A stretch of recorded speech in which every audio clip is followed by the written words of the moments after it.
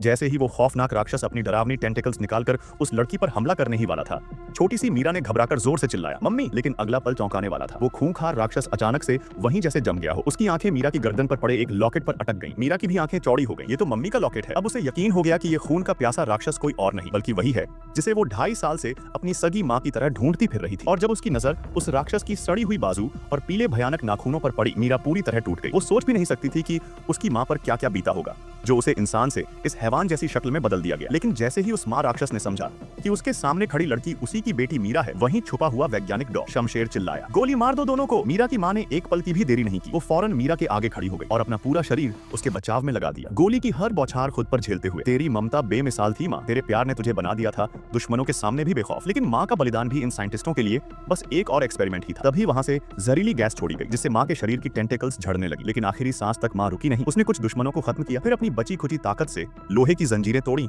और अपनी प्यारी बेटी मीरा को उस मौत के इलाके से धक्का देकर बाहर निकाल दिया। लेकिन भारी हथियार और जहरीली गैस के आगे माँ आखिरकार जमीन पर गिर पड़ी। मीरा फूट फूट कर रो रही थी। माँ वो इतनी लाचार और अकेली थी और इन पागल वैज्ञानिकों की नजरों में ये सब सिर्फ एक नॉर्मल लैब टेस्ट था।